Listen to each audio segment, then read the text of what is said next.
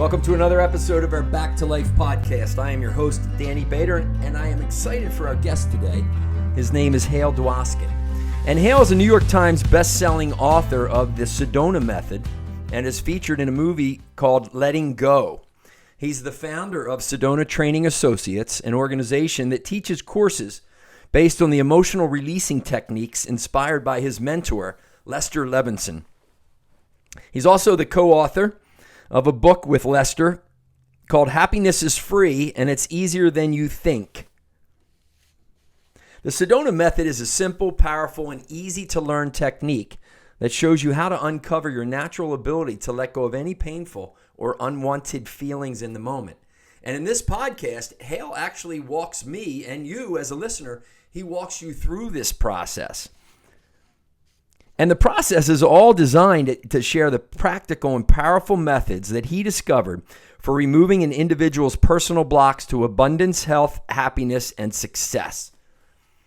So I think you are going to find this very, very valuable, and it really complements, one of the lines that I use an awful lot is, you've got to do the work. All of us need to do the work on ourselves. And you're going to get some really, really good insight and some skills and tools that you can take away right now. So get ready for my guest, Hale Dwoskin. Hi, everybody, and welcome to this episode of our Back to Life podcast. And as you heard, our guest Hale is with us. You heard about that in the intro. So Hale, thanks so much for making the time to chat with us. Oh, it's my pleasure. Thanks for having me. Yeah. I came across you through, the internet, seeing some things. And then Maureen, your colleague, had reached out. And I'm always interested because I'm a firm believer that our life is lived between our ears, right? All those thoughts that we have, all those beliefs. Yes. And, me, myself, I'm always trying to work on how can I manage those inner voices and those perspectives. So really, really happy for you to be with us. And I think our listeners will get a lot of value out of it. This thing called the Sedona Method, at a high level, what is it? Well, it is just a very powerful, elegantly simple tool for letting go of the noise we experience in our mind and the feelings that we experience in our bodies.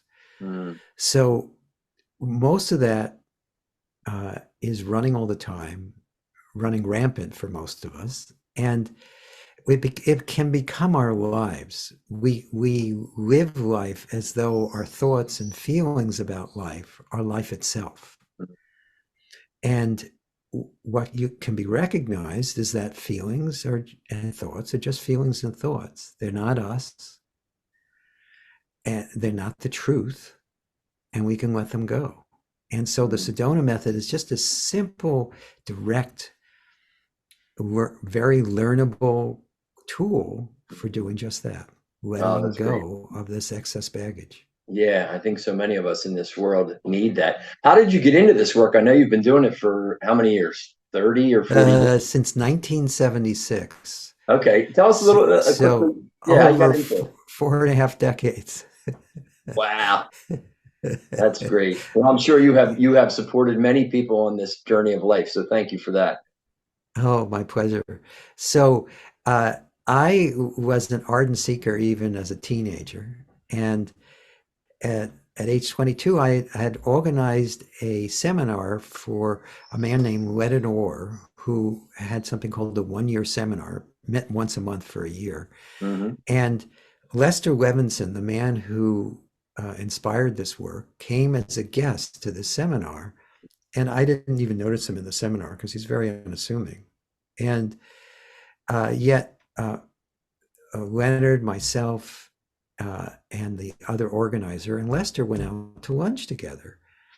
And it wasn't so much what he said, but who he was that just was very loud and clear. He was peaceful, calm, at ease, no longer searching. There was just something that was very palpable. So I said, "What do you do?" And he said, "Well, we teach something, a tool for letting go." Yeah. And I was intrigued. So I signed up on the spot. well, not on the spot. I called up. He Yeah, sure. didn't take registrations. I called his office, and someone answered the phone and registered me and a friend. I brought a friend, and uh, I had already done many tools from the East and the West, and got benefit from all of them. But Hmm. before the weekend was even done, the two weekends were even done, Hmm. I realized what a profoundly different tool this was. Mm. It was accomplishing simply what everyone was trying to get to Sure. circuitously. Yeah. And I also recognized that this is what I was going to dedicate my life to. Yeah. Right before the seminar was even over, there was just this intuitive hit. Oh, this is what this life is going to be about. Oh, that's cool. That is cool. It was So yeah, cool and yeah, very cool. surprising. And when I looked through, and prepped for our interview here, the words like lightness and joy and peace, and these words were jumping out at me because that's something I pursue all the time. And Yes, in my yes. work, we're kindred spirits, I'm sure. I offer people ways to cultivate more of that as well. So who are the Yes. people that benefit? As the listeners are on right now, and they're going, okay, this sounds pretty interesting. Who are the people that would benefit from this before we kind of get into Uh, how to do it? well, people who are breathing. Yeah. Well said. Yeah. And, if you and, if you're either evolved enough so you can suspend your breath and don't need to breathe, right, or right. you or you're dead, you Yeah. don't need Yeah. this. Or you've got So ample supplies of love, joy, peace, inner serenity, and those things, which most people are going, no, I could always use some more. So right, right. it's really for anybody that needs to evolve and let go of some challenges in the past, or let go of some residue from some past relationships, or it's like that, right? Anybody just needs to Yeah, move on. it's for people who are wanting to be more successful and they're struggling. They can't always get out of their own way, Mm, or they're wanting to appreciate their success more. They mhm. succeed, but they don't really enjoy it. It's for Yes. people who are just starting out and just struggling to know where to start. Mm, It's for people who are wanting to have better relationships or have a relationship or get mhm. out of a relationship that isn't healthy. It's Sure. for people who are struggling with any kind of health challenge or want to live a more vibrant, healthy life. Yeah. And it's for people who are wanting to just experience the beauty, the Mm, naturalness, the mm. joy, the peace, the love that is Yeah. life Yeah. already.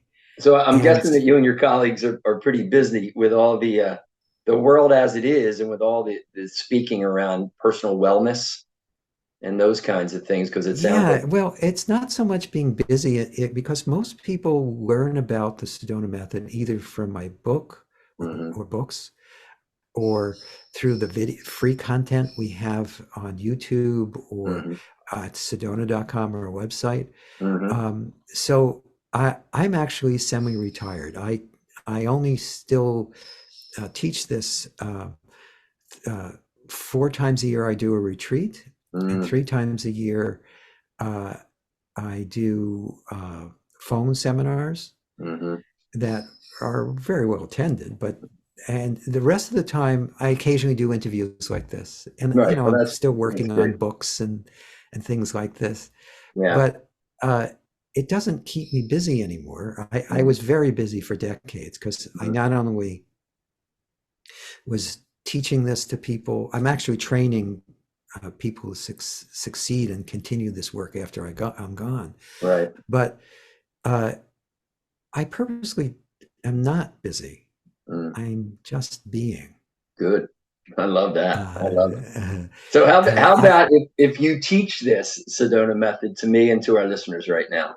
absolutely, Let's get absolutely. into it. But Thank you. first, let me absolutely the first I want to explain what I mean by letting go, because the Okay. basics of the Sedona method is all about letting go. So I want Mhm. to describe it because there's a lot of misconceptions. I actually just did an interview with and just a few minutes ago, and he described some of the misconceptions that people have about letting go, like you're giving up or that you're but denying that it's really a problem. There's a lot of confusion around it for many people. So let me just make it clearer.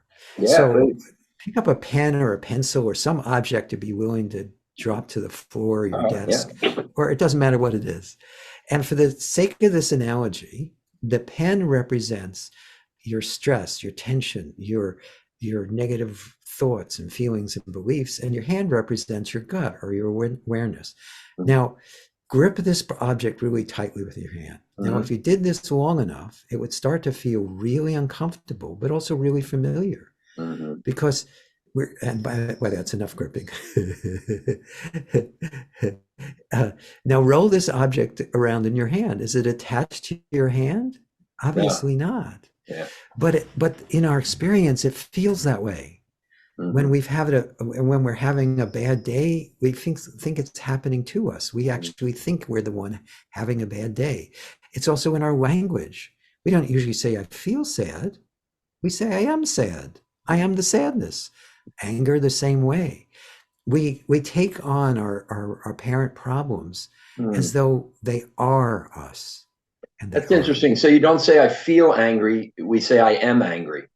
That if you listen to people, yeah, I'm angry with you. I wanted to slow us down and just mention it because I'm thinking to myself right now. That's how when I'm in a negative state, I'll describe that versus saying I feel this way. I am. Yeah. So that's interesting. But that's natural. That's what most people do. They actually experience it as though I am the emotion. And at the very least, it's happening to me. I'm the victim of the emotion. And either way, it's a lie. So again, because it's not attached to us, we can make a choice. So close your hand lightly around the object, turn your hand upside down, and could you just drop it? Just let it go. Yeah.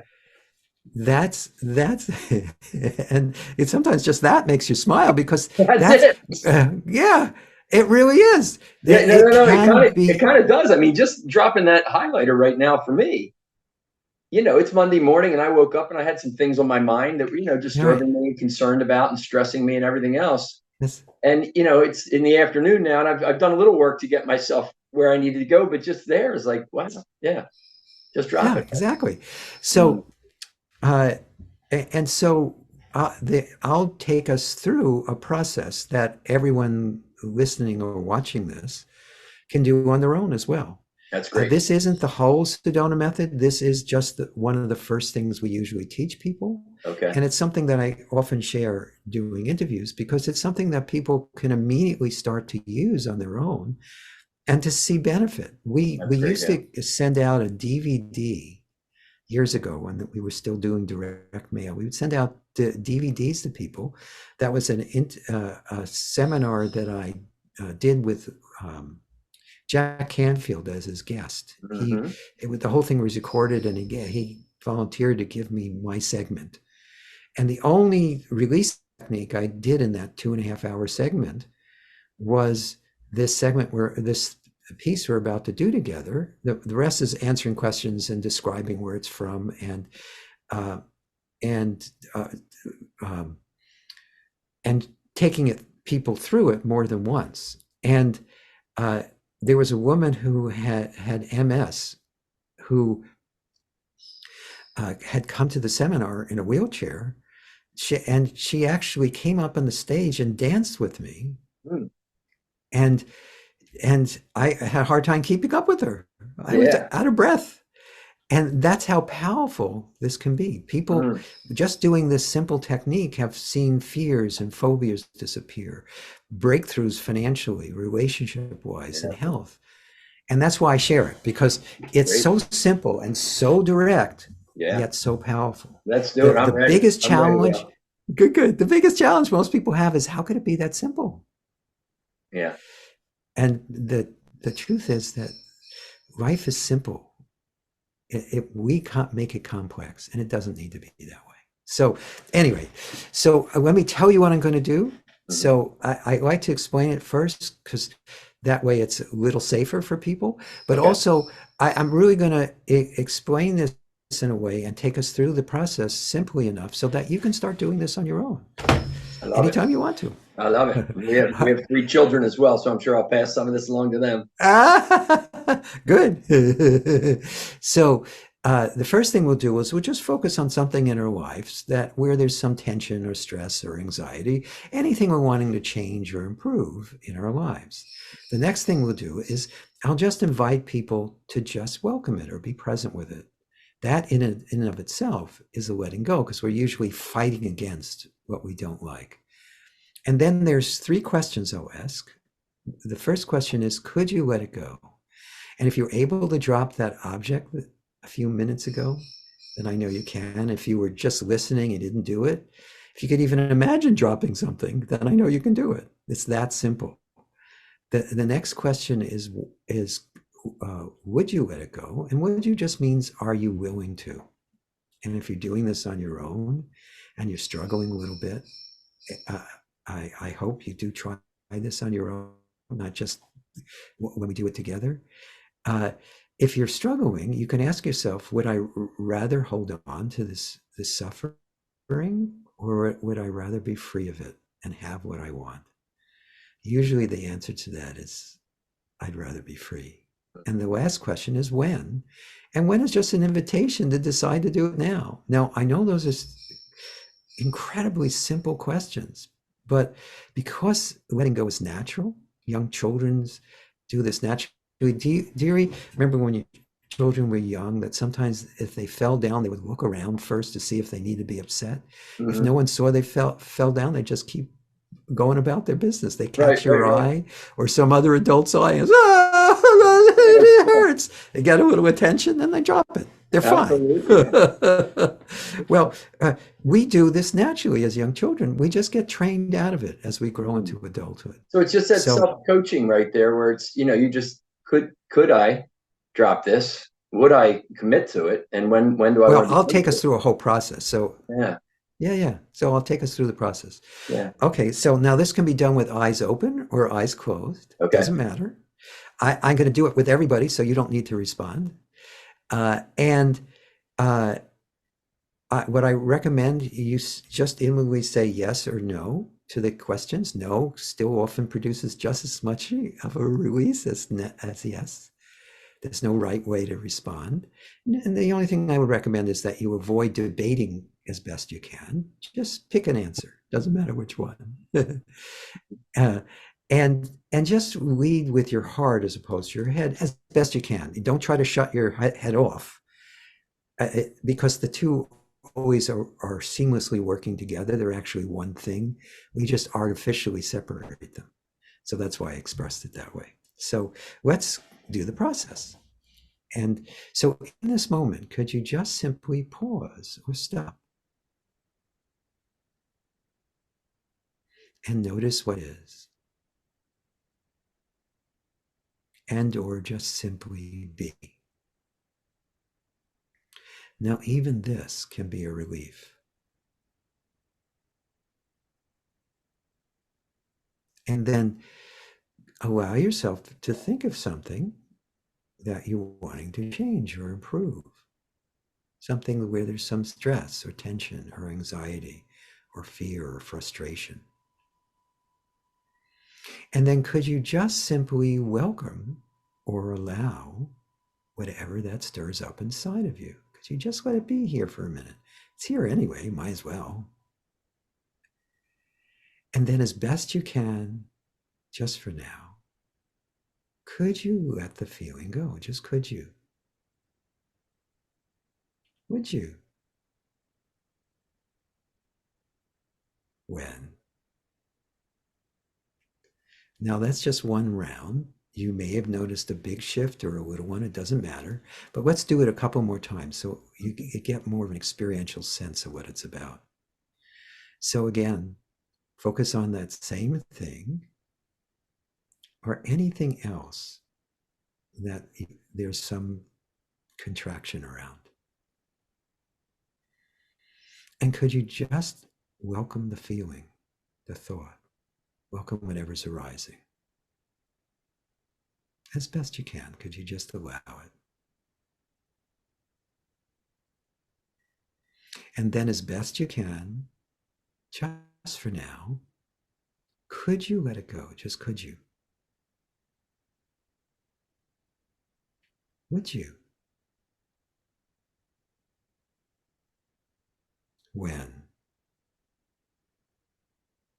And again, you may notice a little letting go on could you, would you, or when, or you may save it up. It doesn't matter.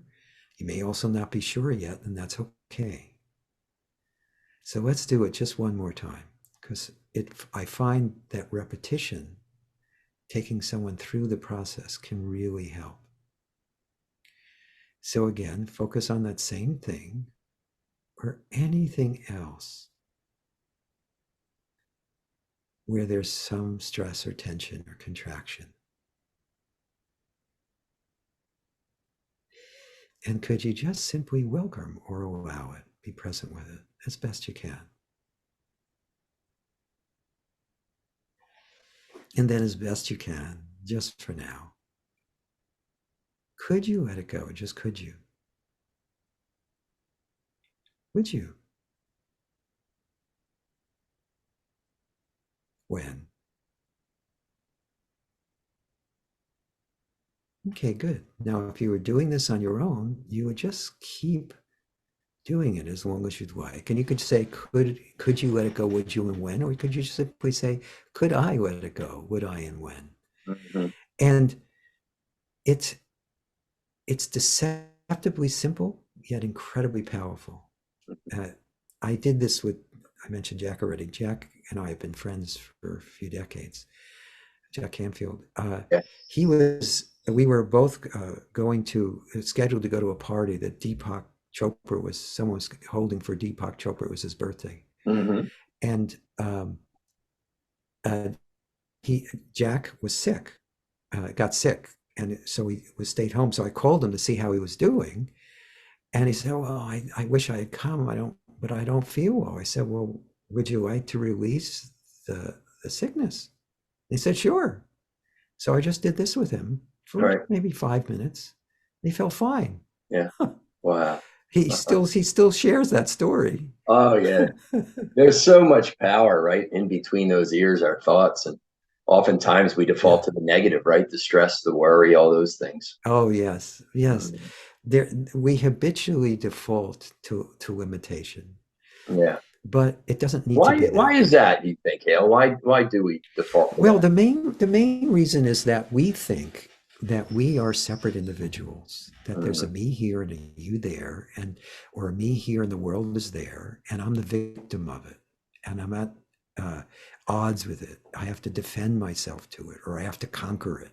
Mm-hmm. And that sense of separation causes us to hold on like crazy. We want to control everything that's happening. Mm-hmm. We want everyone to love us. We want to be safe and secure. Mm-hmm. That causes tremendous contraction. Yeah. And so we forget that we can just let all that go.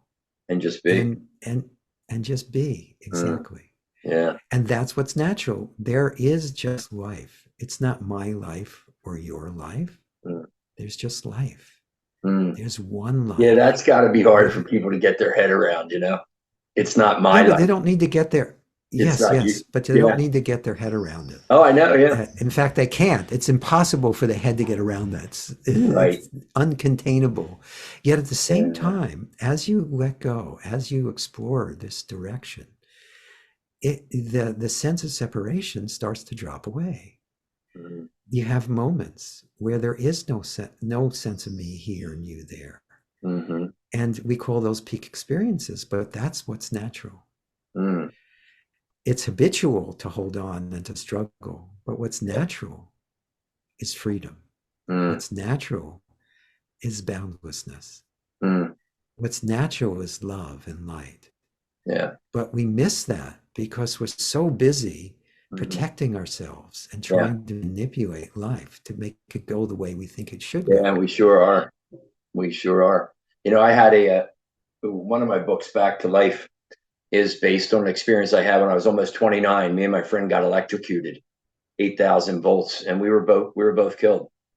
I was dead for about 5, 6, 7 minutes, according to an eyewitness that did CPR on me and gave me up for dead. And then I came back to life, and my friend didn't.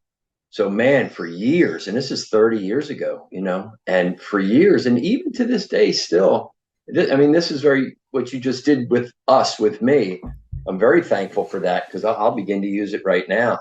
But man, did I have residue from that because, I blamed myself. It was my fault. I didn't deserve to be happy. How could I go on and live a Right. life when he's dead and his kids didn't have a dad?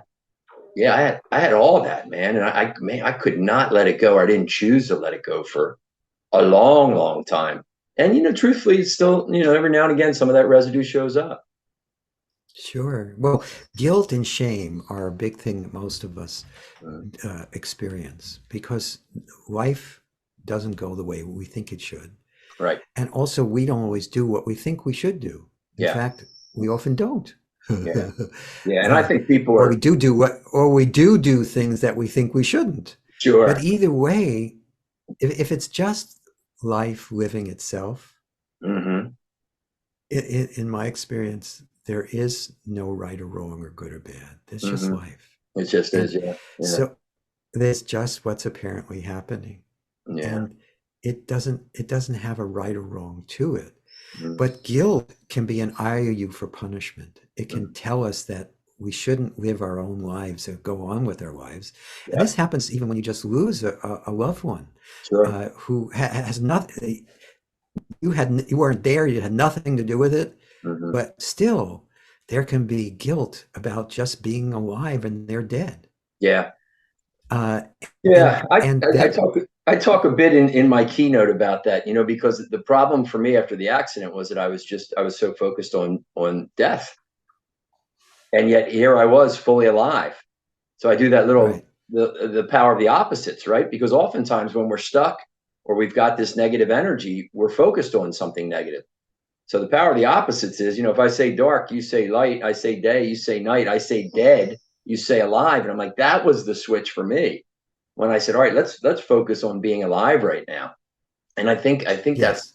powerful for people when when they're stuck in a place, and oftentimes they'll say to me, oh, this sucks, whatever it is, right? And like Yes. you, Yes. I'll just say, what's it going to be like when it doesn't? And they look at you like, and I said, what's it going to be like when this is no longer, producing this negative energy for you? And it just gives them almost a little permission to kind of see the other side of the struggle, to move through it. So, yeah, what you just offered here is, I like that a lot. Would you, could you, when? What? Right. Well, I'll give you something else Please. because there we have another process. Hmm. There's some core processes that make up the Sedona Method. It's called holistic releasing, and it's based on exactly what you were just talking about. Hmm. Life appears dualistic. If you have right, you also have wrong, good, bad, etc. Hmm. And when you're feeling stuck, if you recognize there is an opposite to that, when you welcome both and you go back and forth between the two, Hmm. they actually dissolve each other. Yeah. And you find yourself, you're already you already teach that. Mm. But here's another quick way for people to start doing this on their own. So I'll pick something that is an issue for most people, and that's just a sense of being not as relaxed and open and expanded as they'd like to. There's most of us carry a habitual sense of contraction inside. And I'll do a holistic release. And for this, there's nothing you need to do except listen and just be open to it. You'll see as I do it. Hmm. So again, let's just take a moment to pause again. So could you just simply pause or stop and notice what is?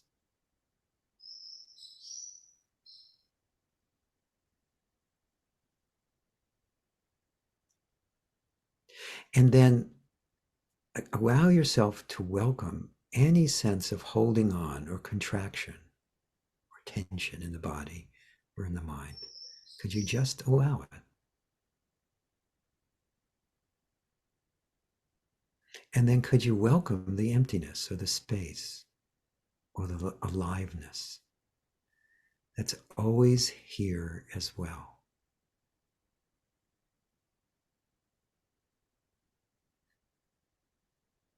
And then could you welcome any remaining sense of contraction or holding on or holding back?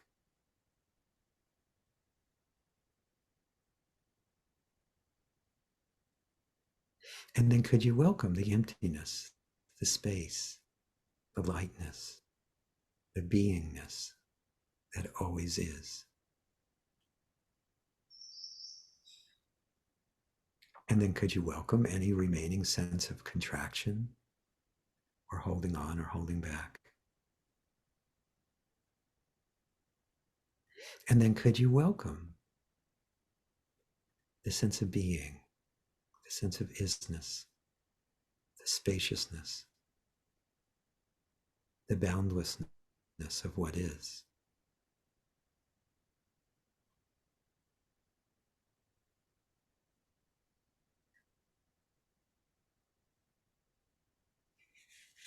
Okay, good. So when you welcome both sides, they actually dissolve each other. Yeah.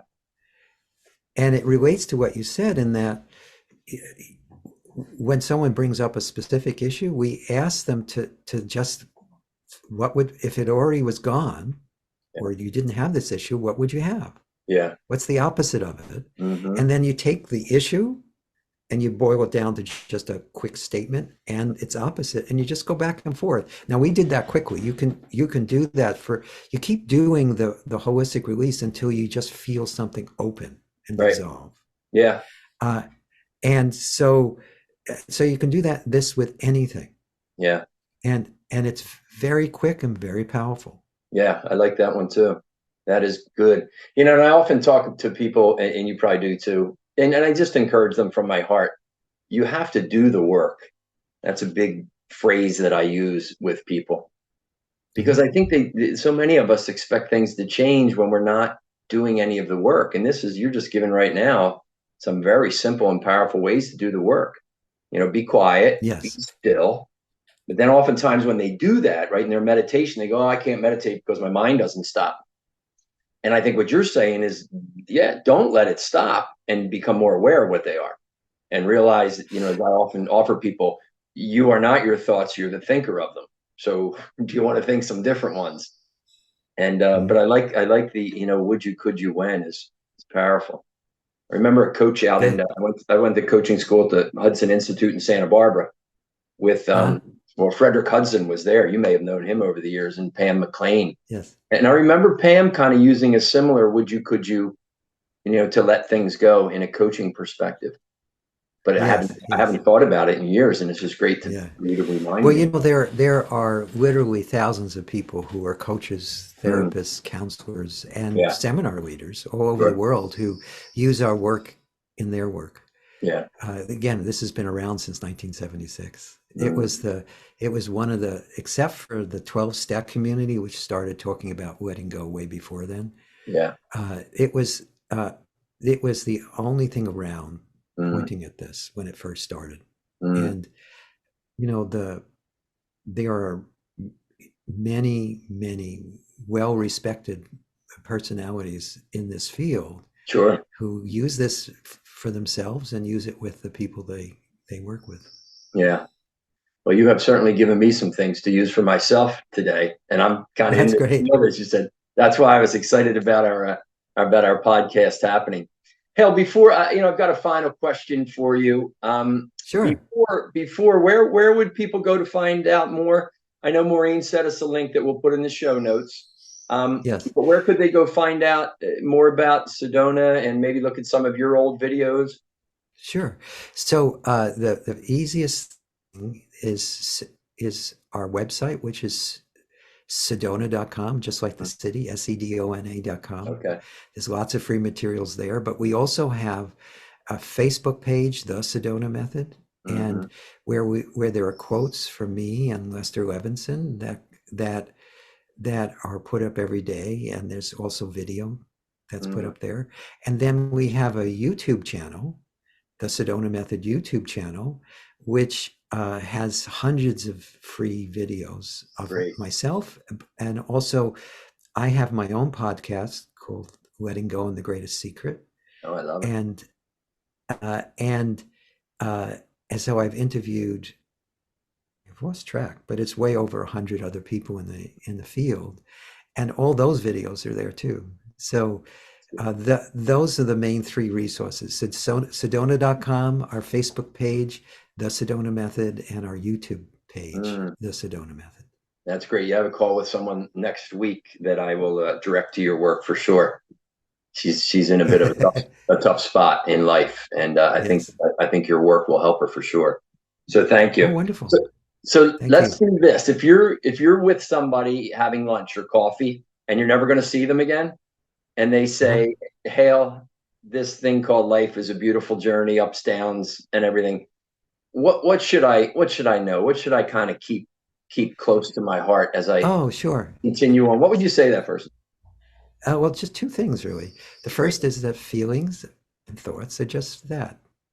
They're not facts and they're not you. And you can let them go. And the other is that whatever is apparently happening in this moment, is already wholeness, is already freedom, is already boundlessness, is already unconditional love. And just being open to that, at least as a possibility, is transformative. It sure is. It sure is. Hale, thanks so much. I certainly am glad that we had the chance to talk and our paths crossed. So I appreciate that. Yeah, likewise. I acknowledge you for all the work you've done over the years and continue to do, to help all of us, because we certainly, we need it. We have to seek support. It's a powerful principle, right? To ask for help. It is. It is. Thank you. All right, everybody. Well, I'm glad that you enjoyed this. I'm sure you did. You have some takeaways. And until next time, just remember, you have to do the work. Hold a radical reverence for life and look to create lots of fulfillment and resilience in your life, because that is why you're here. Peace.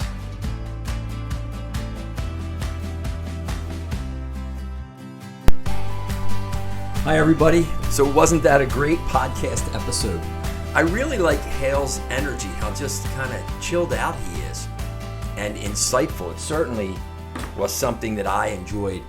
I really took away a couple of things. Number one is that whole process of saying, could you let this go? Would you let this go? And then when? It really puts us back in control of our thoughts and realizes that we are not our thoughts. We are the thinker of them. So let me let some of these go that are not serving me well, and then choose some other ones. I like how he and I, when we spoke about the power of the opposites, a lot of times when we're struggling, we're focused on the struggle and the negative facts.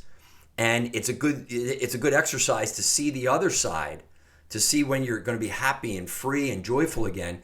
And then just to kind of have that duality and just kind of keep considering both of them until they both dissolve and you go, okay, right now I'm just here. So very, very powerful conversation. I enjoyed it. I'm pretty sure you did. And I would encourage you to start to apply some of what Hale spoke to us about. I certainly am. And until next time, do the work. Hold a radical reverence for your life and create fulfillment and resilience, because that is why you are here. Peace.